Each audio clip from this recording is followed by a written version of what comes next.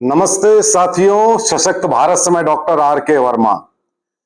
कानून का दुरुपयोग इस देश में हमेशा से होता आया है और मैंने पिछले वीडियोस में आपको एक बात कही थी कि बहुत सख्त कानून नहीं बनने चाहिए। जब जब मैं ये बात कहता हूं तो लोग मुझसे सहमत नहीं होते हैं, कहते हैं नहीं साहब, सख्त से सख्त कानून होना चाहिए। लेकिन इस देश में साथियों, दहेज कानून का जितना दुरुपयोग हुआ, एक विश्लेषण के अनुसार 99% मामले दहेज कानून में जो किए गए वो फर्जी थे।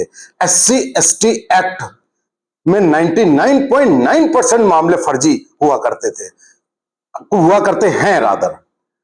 अब एक पॉक्सो एक्ट आ गया है, पॉक्सो एक्ट, जिसमें कि किसी बच्चे या बच्ची के प्रति यौन अपराध में बड़ी संगीन धाराएं लगती हैं और बड़ा तगड़ा दंड होता है। साथियों, उसका मैं आपको बता दूं 95% दुरुपयोग गांव गांव में हो रहा है, जगह जगह हो रहा है। और ये दुरुपयोग करते हैं वकील, पुलिस और जो जो इससे संबंधित लोग हैं वो ऐसा करते हैं। मैं बात इस समय कर रहा हूं कानपुर के कांड की। आप में से अगर कुछ लोगों को ना मालूम हो तो मैं बता दूं कि कानपुर में एक ऑपरेशन महाकाल के दौरान एक बहुत बड़ा खुलासा हुआ है। इतने बड़े रैकेट का खुलासा पूरे कानपुर या कहें पूरे उत्तर प्रदेश में हुआ है, जिसमें एक वकील, तथा कथित वकील, अब वो वकील प्रैक्टिस करता है या केवल डिग्री ली है क्या है मालूम नहीं, जिसकी हिस्ट्री आज से 40-45 साल पहले कानपुर में किदवई नगर या साकेत नगर में दीप टॉकीज के बाहर साइकिल स्टैंड चलाने के नाम पे हुई थी। वो व्यक्ति ने हजारों करोड़ का साम्राज्य खड़ा कर लिया, कानूनों का दुरुपयोग करके, लड़कियों का दुरुपयोग करके, भ्रष्टाचार कानूनों का दुरुपयोग करके और ना जाने क्या क्या। मैं जो भी जानकारी आपको दे रहा हूं वो जानकारी कानपुर के समाचार पत्रों और जो वीडियोस हैं, मेरी जानकारियां, सूत्रों की जानकारियां, उन सब पर आधारित ये जानकारियां हैं। कुछ मेरे व्यक्तिगत मित्रों द्वारा भी ये बातें बताई गई, उनके भी आधार पर मैं ये वीडियो बना रहा हूं।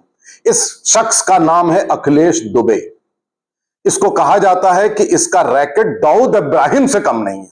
अब आप बताइए जरा, दाऊद इब्राहिम या अभी कहा जा रहा है छांगुर बाबा बलरामपुर का और कानपुर का अखिलेश दुबे। जैसे छांगुर बाबा ने जो दुरुपयोग करके धर्म परिवर्तन करा करके ना जाने क्या क्या एक्सप्लॉयटेशन, मिडिल ईस्ट की मनी यूज करके 500 करोड़ 1000 करोड़ का उसका साम्राज्य था। लेकिन इस शख्स का, जिसका नाम मैं अखिलेश दुबे बता रहा हूं, इसका साम्राज्य कहते हैं कि 10-20 हजार करोड़ का है। इनकी जो मोडस ऑपरेंडी थी वो ये थी कि लोगों के विरुद्ध फर्जी एफआईआर कराओ। ये पहले टारगेट करते थे भ्रष्ट लोगों को, ऐसे लोगों को जो लोग पैसा कमाते थे, सरकारी पैसा कमाते थे, और उनके विरुद्ध शिकायत करके फिर उनकी शिकायत को ठीक करवाने के 20-25-50 लाख रुपए हड़प लेते थे। यहां से इनकी शुरुआत हुई और वो आगे बढ़ती चली गई वो शुरुआत। और साथियों, शुरुआत यहां तक हो गई, उसके बाद सरकारी जमीनों पर कब्जा, उसके बाद एक चैनल लोकल बनाना, उसके बाद पुलिस वालों को, सीओ रैंक के 3 पुलिस अधिकारियों के साथ मिलकर कंस्ट्रक्शन कंपनी बनाना, लोगों की जमीनें हड़पना, जो जमीन नहीं दे रहा है उसके विरुद्ध पॉक्सो एक्ट लगवा देना। मोडस ऑपरेंडी ये थी कि एक कानपुर में बर्रा और उस्मानपुर नाम की जगह है, वहां पर कुछ लड़कियां इनके या इनके गुर्गों के रैकेट में शामिल थी, जिनका काम था हनी ट्रैपिंग करना। अब साथियों, हनी ट्रैपिंग कैसे होती है कि वहां पे जितने गेस्ट हाउस के मालिक, होटल के मालिक, संस्थाओं के, प्रॉपर्टी के मालिक, जमीनें हैं, सब हैं, उनके वहां नौकरी मांगने जाना और उसके बाद उनको अपने प्रेम जाल में फांसना, उनका वीडियो आपत्तिजनक स्थिति में बना लेना।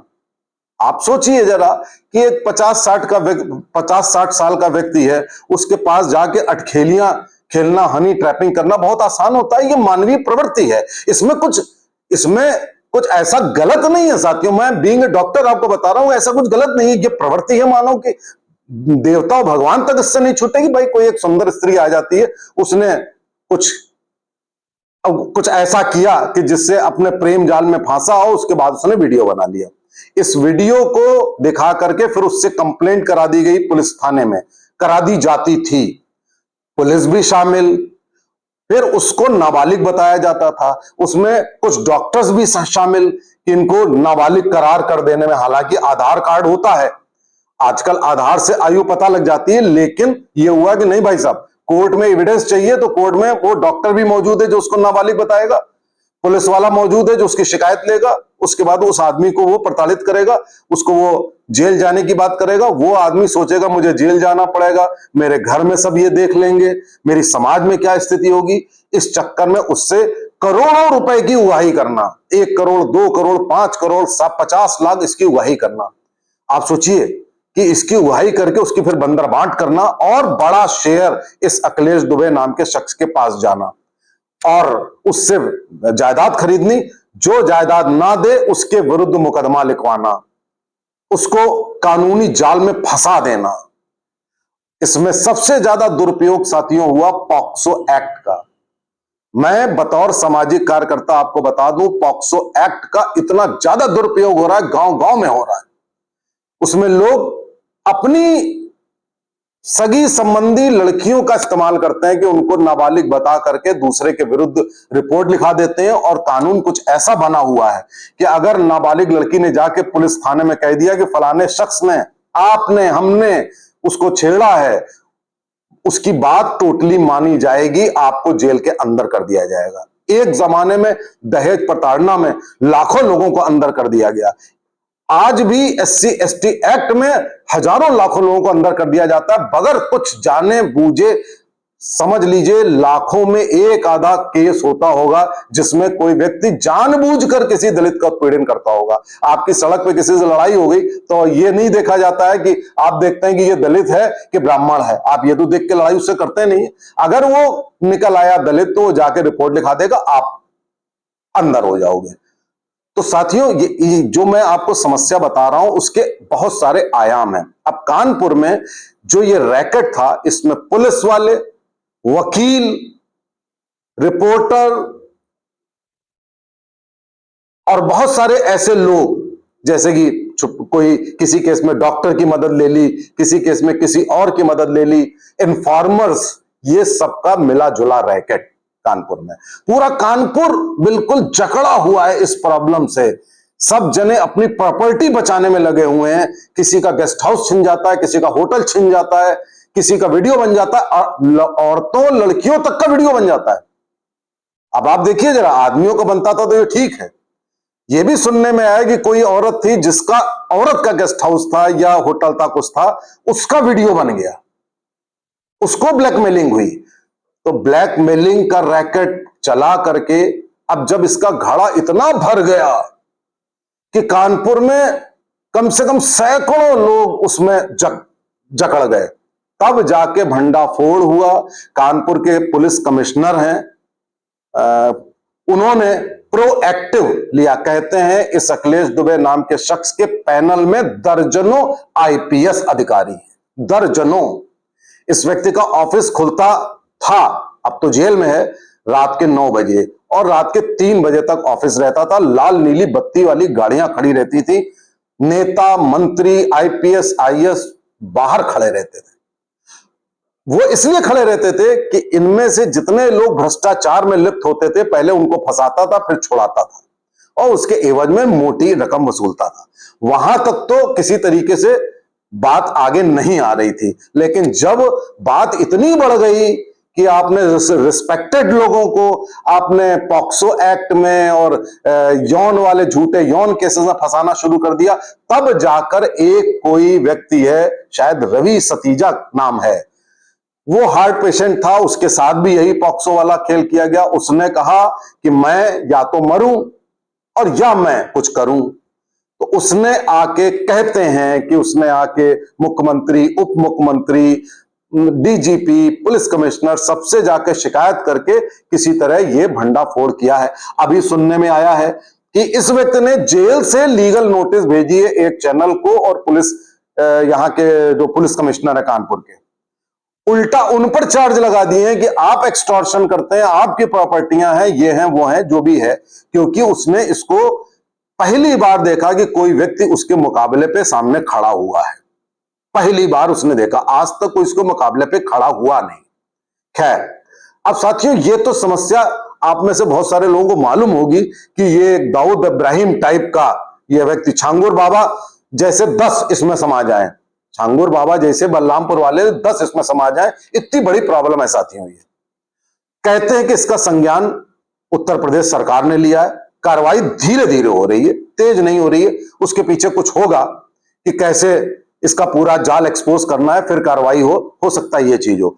अब आप ये सोचिए कि इसका सोल्यूशन क्या है। मैं ये वीडियो बना रहा हूं कि इस समस्या का सोल्यूशन क्या है साथियों। जो आपके सख्त कानून बनते हैं उसके पीछे कानून बनाने में जो कानून होता है उसमें असली अपराधी कभी नहीं पकड़ा जाता। उसका दुरुपयोग वकील और अपराधी किस्म के लोग वो करते हैं लोगों को फंसाने के लिए।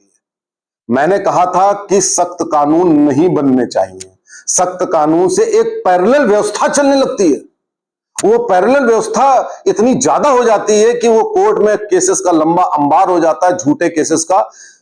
अगर सख्त कानून भारत सरकार बनाती है तो सबसे पहले कानून में एक प्रावधान जोड़ना पड़ेगा कि जो झूठा केस करेगा उसको दुगनी सजा। अगर पॉक्सो एक्ट में अगर आप कहते हैं कि 14 साल की सजा होगी तो जो झूठा पॉक्सो लगाएगा उसको 28 साल की सजा होनी चाहिए। दहेज का जो झूठा मुकदमा लगाएगा उसको आजीवन कारावास होना चाहिए। SC ST एक्ट में जो झूठा मुकदमा लिखाएगा उसको आजीवन कारावास होना चाहिए। आप क्यों नहीं करते हैं ऐसा? भारत में होता ही नहीं है। ना जाने कितने, आप ये जान लीजिए मोर देन 50% मुकदमे झूठे हैं। और झूठे मुकदमे की इंडस्ट्री इतनी फल फूल रही है कि वकील केवल, मेरे ख्याल से 80-90% वकीलों का सिर्फ ये काम है दूसरों पर झूठे मुकदमे दायर करना। झूठा मुकदमा दायर करने पे अगर आपने सख्त से सख्त दुगनी सजा नहीं रखी तो साथियों काम बिल्कुल नहीं बनेगा, अपराधी बच जाएगा, इनोसेंट निर्दोष आदमी फंसते जाएंगे, मरते जाएंगे, आत्महत्याएं होती जाएंगी। बहुत गलत है। इसको बहुत दिनों से मैं कह रहा हूं कि भाई साहब आप झूठे मुकदमे, झूठी गवाही और झूठे सर्टिफिकेट बनाना, इन सब पे बड़े से बड़ा आप देखिए देश में घुसपैठ की समस्या है। क्या है? झूठे कागज बनाना, झूठा आधार बनाना। आप उनके लिए सजा ही नहीं है। आप अगर पकड़ भी लेते हैं तो उसको आप ऐसे ही छोड़ देते हैं। उसके लिए इतनी तगड़ी सजा होनी चाहिए कि कोई आदमी 10 बार सोचे, अपराध करने वाले से ज्यादा डरे जो झूठा मुकदमा आपके पर दायर करता है। नंबर 1। नंबर 2, पुलिस तो देखिए हर जगह। एक कहावत थी, आनंद नारायण मुल्ला करके कोई थे, उन्होंने कहा था कि जो पुलिस है वो सरकारी गुंडों का संगठित समूह है। कुछ अच्छे अफसर हैं, कानपुर के कमिश्नर हैं, वो अच्छे अफसर में आते हैं, उन्होंने ये भंडाफोड़ किया, लेकिन साथियों नीचे से लेकर ऊपर तक 90% पुलिस वाले भ्रष्ट हैं। चाहे सब्जी मंडी में सब्जी लेनी हो, उठानी हो, फल मंडी में फल उठाने हो, कपड़े की दुकान पे कपड़ा लेना हो, कहीं और कुछ और लेना हो, हर जगह लूट मचा के रखी हुई है। सरकार कुछ नहीं करती। आप सोचिए कि योगी जी कितने सख्त हैं, उसके बावजूद भी आप देखिए इन पुलिस वालों की हिम्मत, आप देखिए कि ये कितना दुस्साहस कर रहे हैं योगी जी के शासन में। किस तरीके से कानपुर में हुआ, आप कानपुर में छोड़िए, पूरे उत्तर प्रदेश में हो रहा है। छांगुर बाबा में भी पूरी पुलिस इन्वॉल्व थी, उसमें भी सब पुलिस का ही किया धरा था।